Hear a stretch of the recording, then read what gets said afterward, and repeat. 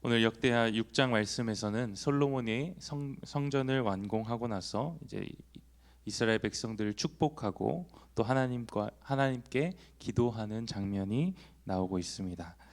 오래전에 유명한 일화인데요. 우리 화면을 보시면은 미국과 유럽에서 God is nowhere, 하나님은 없다라는 이 문구가 유행했습니다. 그런데 어떤 이들은 이 문구를 보고 띄어쓰기로 이렇게 바꿨습니다. God is now here, 하나님이 지금 여기 계신다 고백한 것입니다.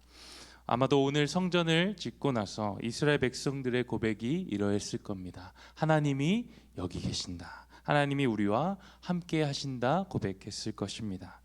성전 때문만이 아니라 하나님은 어느 곳에나 존재하시는 분이십니다. 무소부재하신 분이십니다. 그러나 구약 시대에서 하나님께서는 특별히 이 성막과 성전을 통하여서 이스라엘 백성들과 만나겠다, 하나님의 백성들과 만나겠다 약속하셨습니다.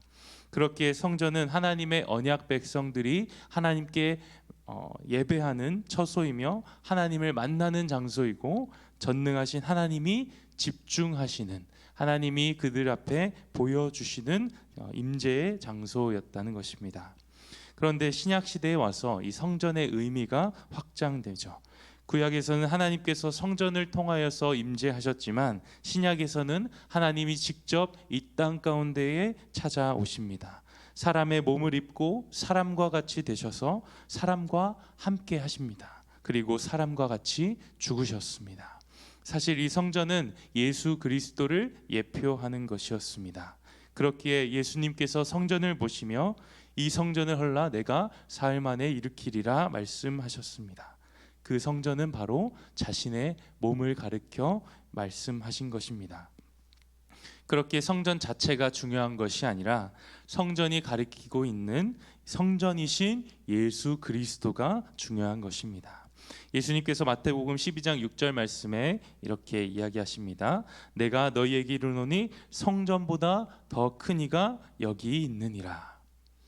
예수님께서 십자가에서 죽으신 후에 또 성소의 휘장이 위에서부터 아래로 찢어지는 것을 우리가 보지 않습니까? 성전이 가진 의미, 성전의 역할, 성전에서 드렸던 그 제사의 모든 의미들이 예수님으로부터 이제 이루어졌다는 것입니다. 그래서 에베소서 2장 14절 말씀에 이렇게 이야기합니다. 그는 우리의 화평이신지라 둘로 하나를 만드사 원수된 것 곧 중간에 박힌 담을 자기 육체로 허시고.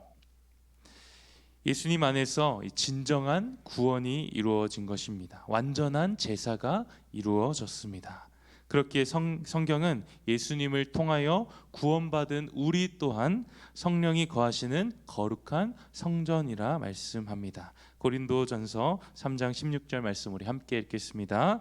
너희는 너희가 하나님의 성전인 것과 하나님의 성령이 너희 안에 거하신 것을 알지 못하느냐. 아멘.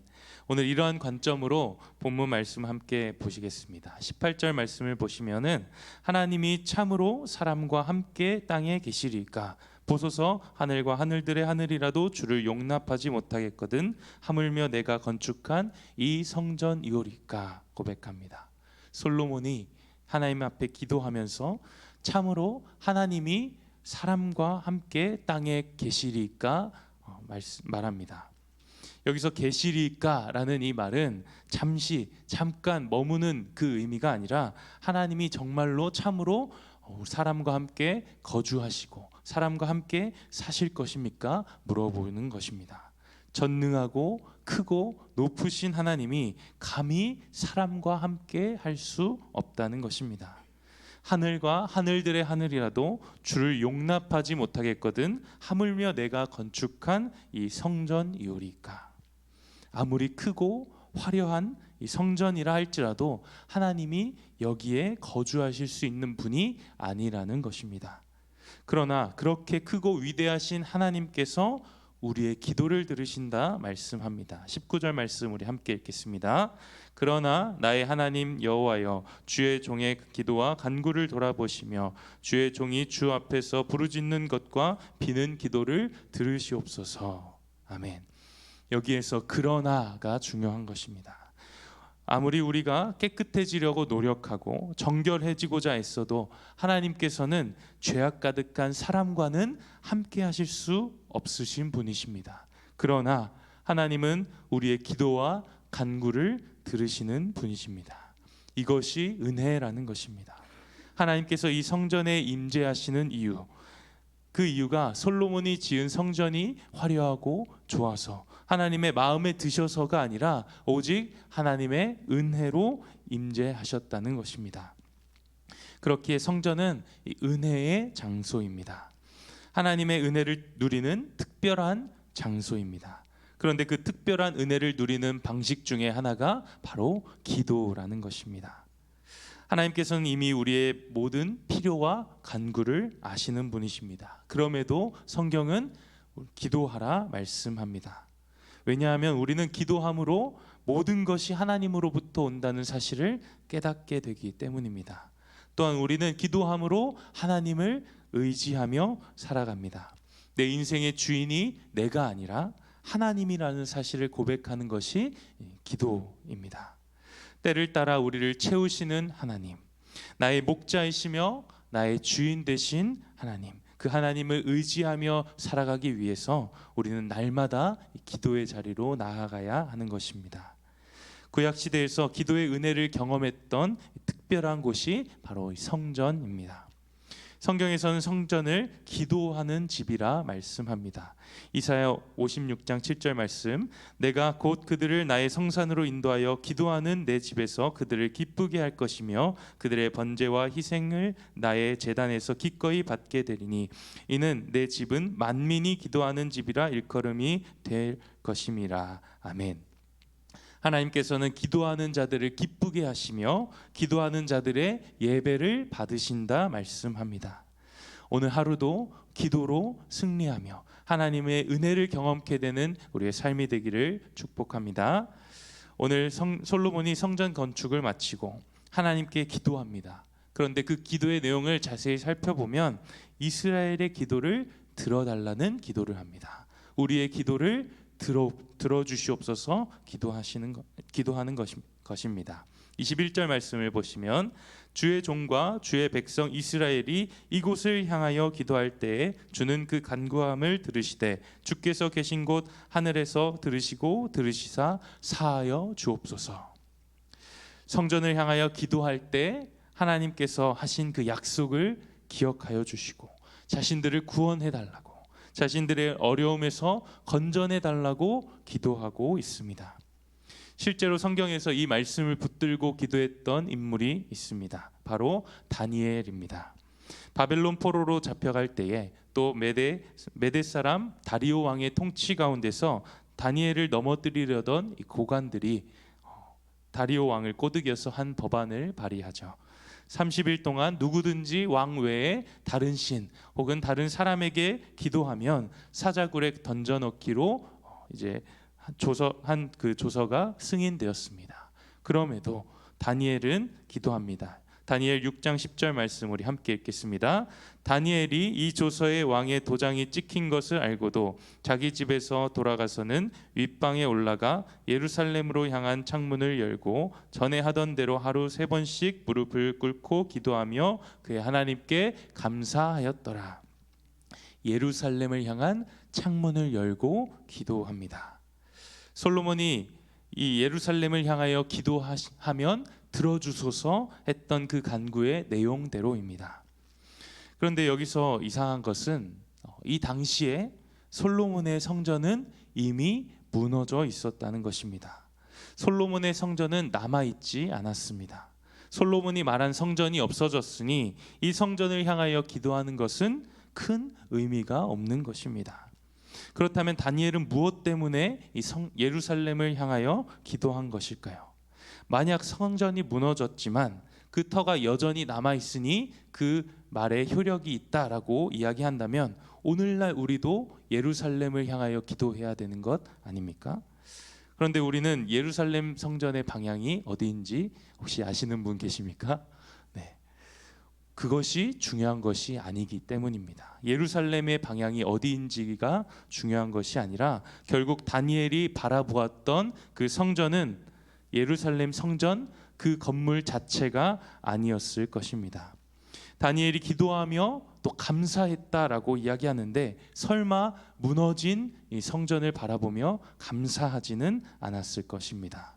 즉 다니엘은 솔로몬의 손으로 지어진, 사람의 손으로 지어진 무너질 수 있는 성전이 아니라 전능하신 하나님의 손으로 지으신 영원한 하나님의 나라, 그 하늘의 성전을 바라보며 기도했다는 것입니다.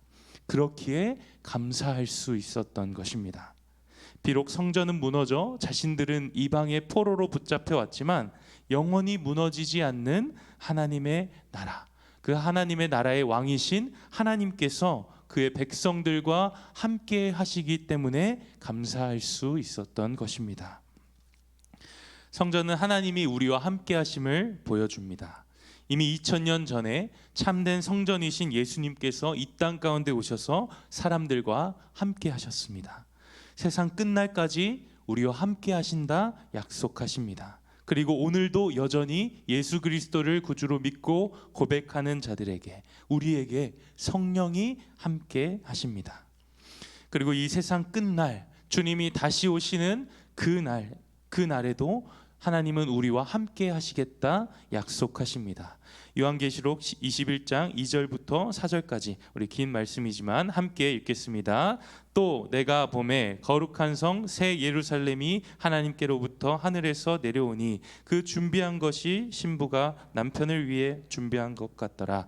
내가 들으니 보좌에서 큰 음성이 나서 이르되 보라, 하나님의 장막이 사람들과 함께 있음에 하나님이 그들과 함께 계시리니 그들은 하나님의 백성이 되고 하나님은 친히 그들과 함께 계셔서 모든 눈물을 그 눈에서 닦아주시니 다시는 사망이 없고 애통하는 것이나 곡하는 것이나 아픈 것이 다시 있지 아니하리니 처음 것들이 다시 지나갔습니다.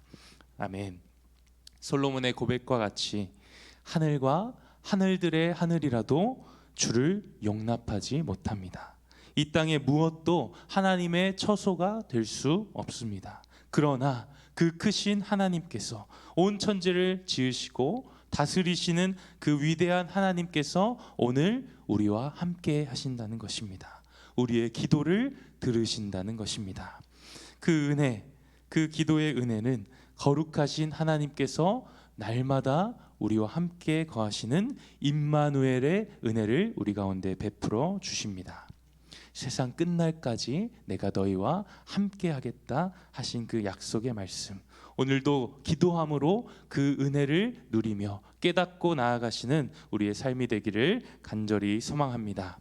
우리의 몸이 거룩한 성전 되어서 흔들리지 않는 영원한 하나님의 나라를 소망하며 어려운 상황 가운데서도 감사로 기도로 나아가시는 우리 모든 삶이 되기를 주님의 이름으로 간절히 소망합니다. 기도하겠습니다. 하나님 아버지, 감사합니다. 죽을 수밖에 없는 우리를 죄에서 구원하여 주시며 성령을 우리에게 보내주심에 감사합니다. 우리의 삶의 어려움과 위기 앞에서도 하나님께 기도로 나아가게 하시고 무너지지 않는 영원한 하나님의 나라를 붙잡고 살아가는 우리의 삶이 되게 하여 주시옵소서. 기도로 나아갈 때에 모든 것이 하나님의 은혜임을 날마다 깨닫게 하여 주시고 우리의 주인 되신 주님만을 붙들며 살아갈 수 있는 우리의 삶이 되게 하여 주시옵소서. 예수님의 이름으로 기도합니다. 아멘.